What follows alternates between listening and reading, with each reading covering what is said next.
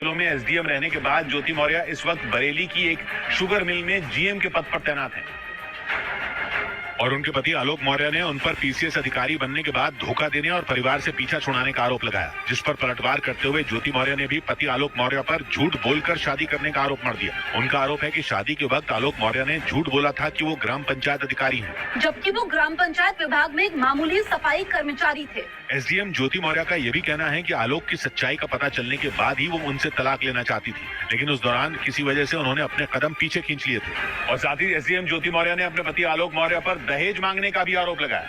उनका यह भी आरोप है कि उनके पीसीएस अधिकारी बनने के बाद पति आलोक और उनके परिवार के लोगों का रवैया अचानक बदल गया।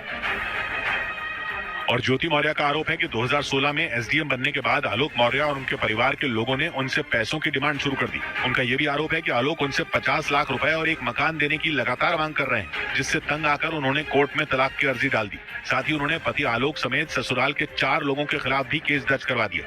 दहेज उत्पीड़न का मामला सर झेल रहे हैं सर हम। हालांकि आलोक मौर्य ने अपनी पत्नी ज्योति मौर्य के लगाए गए सारे आरोपों को झूठा बताया। उनका आरोप है कि ज्योति उनसे पीछा छुड़ाना चाहती हैं और इसी वजह से वो लगातार उनके और उनके परिवार को परेशान कर रही हैं। हालांकि दोनों का झगड़ा अब फैमिली कोर्ट में है। और यूपी के बरेली में तैनात पीसीएस अधिकारी ज्योति मौर्य ने अपने ऊपर लगे सारे आरोपों को नकारते हुए पति आलोक मौर्य पर व्हाट्सएप चैट हैक करने का आरोप लगा दिया। उनका यह भी आरोप है कि आलोक उनकी व्हाट्सएप चैट को सोशल मीडिया पर वायरल करने की धमकी देकर उन्हें ब्लैकमेल करने लगे ताकि वो उनसे मोटी रकम वसूल सके। ज्योति मौर्य का आरोप है कि आलोक ने उनका व्हाट्सएप हैक किया और सारी चैट अपने मोबाइल पर ले ली। आलोक मौर्य ने गलत तरीके से मेरा मोबाइल और व्हाट्सएप हैक किया हुआ था। पीसीएस अधिकारी ज्योति मौर्य ने यह भी इल्जाम लगाया कि व्हाट्सएप चैट को सोशल मीडिया पर वायरल करने की धमकी देकर आलोक उन्हें ब्लैकमेल करने लगे और उनसे एक बड़ी रकम की डिमांड की। आरोप है कि मना करने पर आलोक ने उनकी चैट सोशल मीडिया पर वायरल कर दी, जिसके बाद ज्योति मौर्य ने प्रयागराज के धूमनगंज थाने में पति आलोक और उनके घर के कई लोगों के खिलाफ आईटी एक्ट में मुकदमा दर्ज करा दिया। और यही नहीं, पीसीएस अधिकारी ज्योति मौर्य के पति आलोक मौर्य ने उन पर घूस लेने और अपने पद का गलत इस्तेमाल करने का भी आरोप लगाया। सबूत के तौर पर आलोक ने मीडिया के सामने एक डायरी भी रखी और आरोप लगाया कि इस डायरी में उनकी पत्नी ज्योति मौर्य हर महीने वसूली के जरिए मिलने वाले लाखों रुपए का हिसाब लिखती हैं। डायरी में लिखे हिसाब किताब के आधार पर आलोक ने दावा किया कि ज्योति ने हर महीने 6 लाख रुपए अवैध तरीके से कमाए।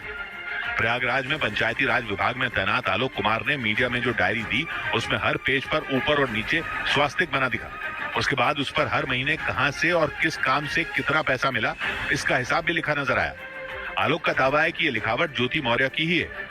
आलोक ने इसकी शिकायत होमगार्ड मुख्यालय में की, जिसके बाद इधर यूपी के बरेली में तैनात पीसीएस अधिकारी ज्योति मौर्य एक नए विवाद में फंस गई। पहले से ज्योति मौर्य और उनके पति आलोक मौर्य का विवाद सुर्खियों में। आलोक मौर्य अपनी पत्नी पर कई गंभीर आरोप लगा चुके हैं, लेकिन अब आलोक ने अपनी पत्नी के फोन से कुछ ऐसे व्हाट्सएप चैट लीक कर दिए जिनमें ज्योति मौर्य के रिश्वत लेने का जिक्र है, जिसके बाद पति पत्नी का विवाद एक नए मोड़ पर पहुंच गया।